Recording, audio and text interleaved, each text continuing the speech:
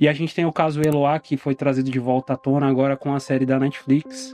Foi uma negociação que, vamos dizer, a opinião pública saiu do controle, tem diversos fatores, a influência da mídia, a mídia ligando pro causador, fazendo entrevista com ele online, a mídia cercando o prédio, Sônia Abrão. Qual que é a diferença daquele GAT que atuou, da intervenção porque saiu da mão do GAT, né, vamos falar assim, e o que eu tô falando assim são as informações que eu tenho, você vai poder corrigir na sua fala. Na análise que a gente tem, é que o GAT só estava ali obedecendo as ordens que vinham de fora, saiu da mão técnica. O que aconteceu, o que mudou? Foram mais de 100 horas de negociação ali, né? O que aconteceu e o que isso traz de lição para hoje? Hoje o GAT amadureceu a responsabilidade de resposta. A palavra na frase é responsabilidade de resposta. Deixou-se influenciar por algumas coisas, mas a responsabilidade de resposta é nossa. Então hoje ninguém mais vai interferir, porque a responsabilidade de resposta é nossa. Isso ficou muito forte na gente. E aqui, naquela época não tinha isso. Tava fraco. Tava sensível, tava frágil. A palavra tava frágil. Mas é difícil, né, Edson? O comandante do GAT, ele falou assim, governador, não. Mas a gente aqui e dá licença. E hoje vai falar? Hoje fala. Tecnicamente justifica o porquê fala. Então, assim, tava frágil. Era uma coisa que não se trabalhava, uma coisa que... Por isso que teve uma sucessão de erros. E a tropa, assim, ficou muito mal. Ficou muito mal mesmo. Com certeza. Existe um GAT antes e depois da coisa dando a... E a gente, hoje, o ensinamento maior é você falar do que você errou. Quando a gente dá instrução nos lugares, pessoas, mas como é que o GAT errou? Nós erramos aqui. Mas vocês falam assim? A gente fala abertamente, porque a gente amadureceu. Se eu esconder meu erro, vai mudar o quê? Diferente do que todo mundo quis bater na gente, quis falar um monte de coisa. Você tava lá nessa época? Tava nessa época, sim. Muita gente quis bater e falar um monte de coisa. Cara, mas hoje a gente evoluiu muito. Pode ter certeza, assim, a gente assumiu o erro, aprendemos com o erro, e a gente, do mesmo jeito, a gente não erra. Isso é inadmissível. Então, assim, é um amadurecimento.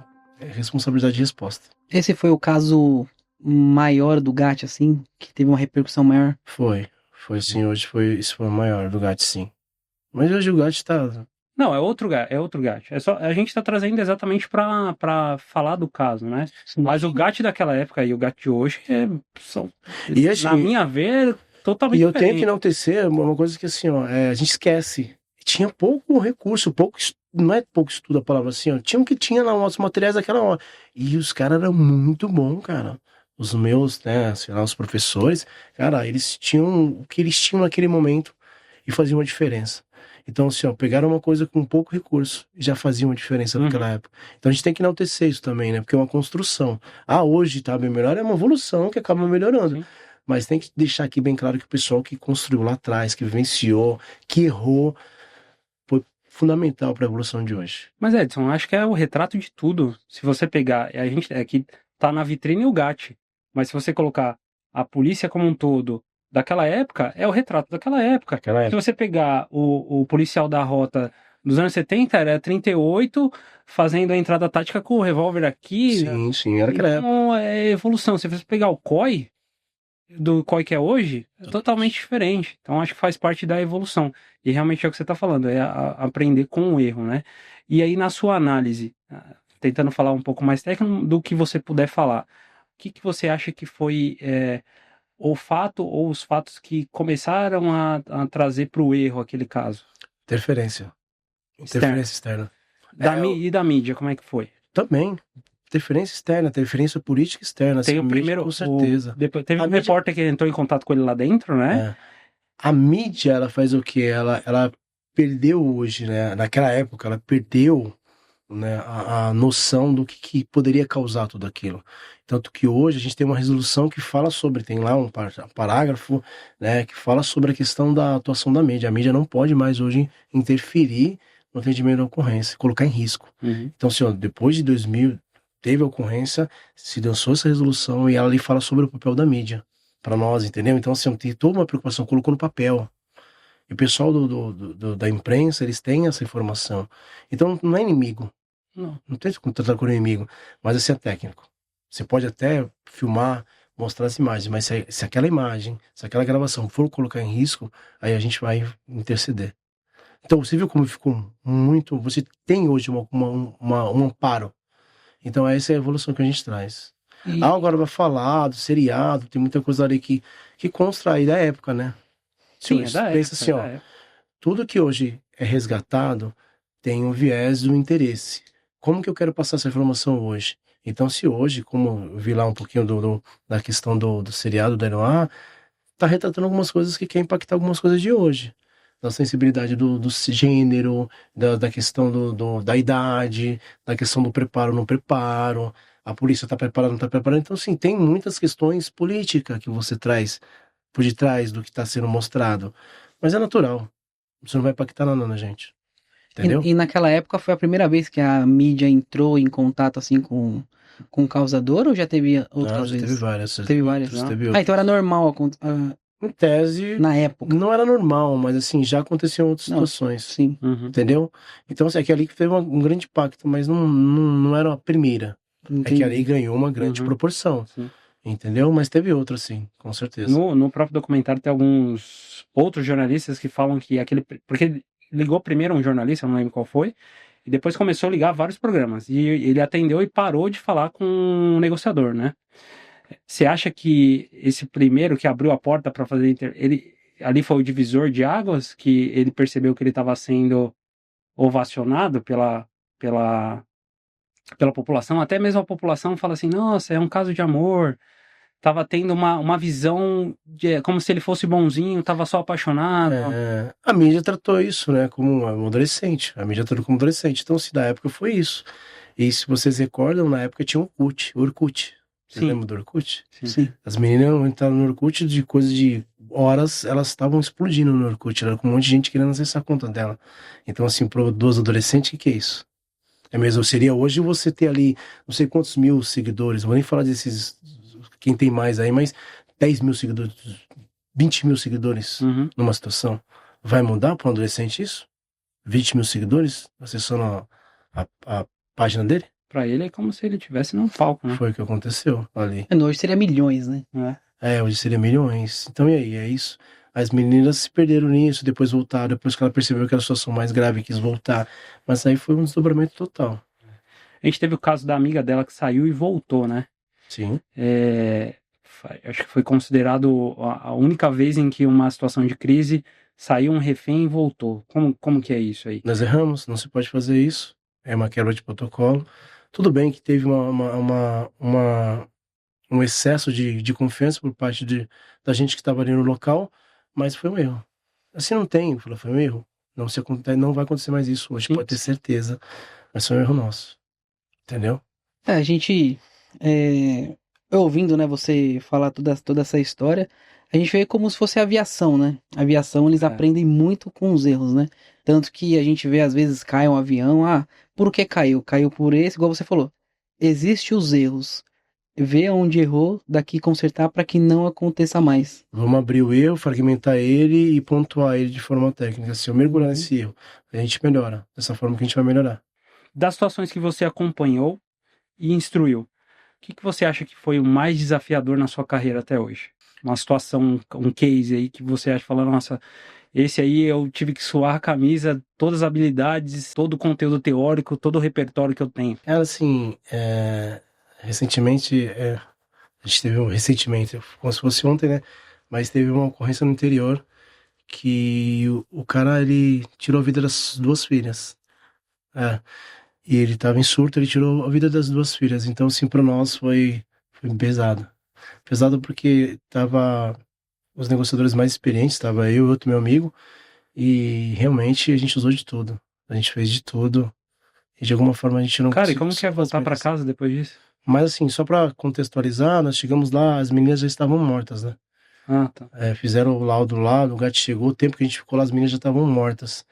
Mas fica aquela pergunta, né? Mas você pode contar essa história desde o começo ou não? Ou Enfim, se eu vou resumir, porque ela é uma história resumida, né? bem pesada. O gato foi acionado para atendimento de ocorrência de um cara que ele tava com as duas filhas, mantendo refém, colocou o botão de gás, abriu tudo lá e queria se matar e matar as meninas. Chegamos lá no local, investigamos o cara, a família, e ele era um ex-marido, que a mulher ia para trabalhar e deixava ele com as crianças, ele levava a menina para passear, enfim. O grande questão para nós é que tudo que a gente investigou, ele era um bom pai. Ele levava a menina pra escola, tinha foto com as meninas no parquinho, comprando doce, sorvete. Então, todas as informações que chegaram pra nós, que ele era um excelente pai. E enquanto você estava negociando ali, elas já estavam mortas. Já estavam mortas. E vocês não sabiam ainda. A gente Só não souberam sabia, depois só da depois entrada. da entrada. Caramba, cara, que loucura. E o que chama a atenção pra nós é assim. Mas a gente já percebeu durante a negociação que as meninas já não estavam mais ali. A gente usou várias técnicas, Sim, a gente sim. percebeu. A gente falou assim, ó, pode entrar aqui. Aí entra aquela coisa, as meninas não estão mais com a gente. Esse caso tá no Não. Olhos da Lei, não, né? Não tá. Porque tem um caso semelhante a esse, que acho que quando entraram o bebê já estava morto, alguma Esse é coisa outro, assim. é outro É um caso. outro É ocorrido. outro E cara, caso. deixa eu te perguntar, rapaz, é minha sensação, mas o grau de barbaridade tem aumentado? Barbaridade no sentido No de. sentido de um pai matar duas filhas. No sentido de um filho matar uma mãe. Olha pelo feminicídio. Pra você, um marido, um noivo ou algum namorado matar uma mulher é uma coisa mais difícil. Hoje é normal. Olha o tanto de mulher que tá morrendo hoje. Por isso Demais, que demais. Semana que vem a gente vai trazer uma guarda municipal lá de Indaiatuba que é especialista em feminicídio. feminicídio. Então, assim, ó, só pra você ver, a resposta que eu te dou é essa. Então, barbaridade tá aumentando, lógico que tá. A gente tá convivendo a violência. Por que você acha que isso tá A gente acontecendo? tá consumindo a violência. Você abre aqui, ó, você vê o cara que caiu, que bateu o carro e tal. Num trânsito, você quer ver o pedaço da perna. Na série que você assiste, você quer ver sangue. E você acha que essas séries que estão tendo Ah. hoje de glamorização dos criminosos têm contribuído com isso? Tudo contribui. Tudo contribui. A fantasia, ela se confunde com a realidade. Se confunde com a realidade. Olha o videogame que o cara coloca uma máscara, tu entra na escola e começa a dar tiro. As coisas se confundem. Então, assim, ó, a gente tem que ter cuidado do que a gente consome. Então, nós estamos consumindo violência. Se você consome violência, você se torna mais violento. É fato. Não tem como. É comportamento humano. Nós estamos aprendendo e vamos reproduzir um dado momento. Normalizando. Cara, normalizando. Hoje, posso esquartejar uma pessoa? Posso, já esquartejaram. Posso esconder numa mala? Posso matar uma criança? Senhores, aqui a gente é que muito estranho, mas tem ocorrência dessa todo dia. Sim. Que matam uma criança e enterram no quintal. É difícil falar, Sim. mas o ser humano, a mente humana é complicada. Dói, né, a gente fala. Sim. Não, e saber que existe essa realidade. E eu tava conversando semana passada com um cara que aplica medida socioeducativa lá no extremo sul. E ele contou pra mim de uma quadrilha que alicia crianças, né? Aí pede pra menina mandar foto do corpo. Aí depois que ela mandou, ela fala pra ela trazer mais uma amiguinha, porque senão ele traz. Ele vai mostrar as fotos pro pai dela e a criança traz mais um, e a gente acaba esquecendo que é aquele negócio que a gente fala no começo do Stanford Defense Experience, que é que o mal existe e as pessoas fingem que não existe. Mal. E é um mal muito mal. Muito mal. O mal existe. E muitas pessoas fingem que não existe. Exato. Por isso que a gente fala, existem pessoas boas que vão lutar contra o mal. Sim. Existindo ou não, a gente tá aqui pra isso. Porque existe. Não tem como fechar os olhos pra isso. Cara, isso, ó, chegou a me arrepiar falar disso. Porque é uma missão de vida.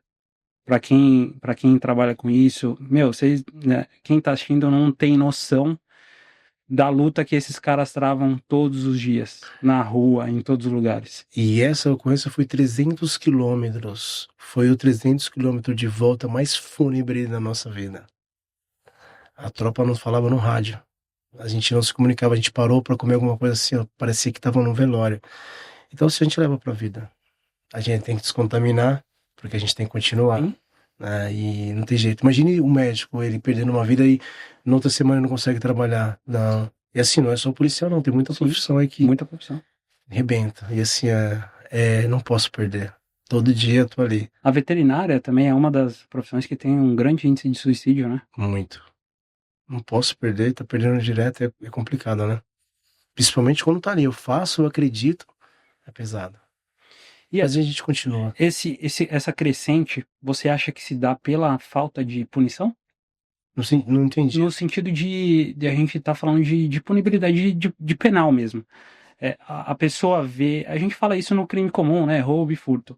Mas talvez essas pessoas que entram em surto psicótico, ou mesmo fazem um plano para pegar a namorada, feminicídio, talvez a sensação de impunidade que nós temos tá dando margem para isso? Ou você acha que é só o fator psicológico? Não, é o conjunto. Esse fator também colabora, lógico, que colabora o processo de investigação, o que que ele vai sofrer, enfim, acaba colaborando. E o carro-chefe mesmo é aquela explosão. Porque tem muita gente que faz na explosão ali e depois fala assim, cara, qual que é a dimensão? Me perdi no que eu fiz. Nada justifica, mas é multifatorial. Mas realmente, o cara não teve uma punição, não teve nada, vai abrir uma margem para alguém falar assim, eu só vou ser preso, então vou matar, vou fazer. Acaba tendo esse desdobramento.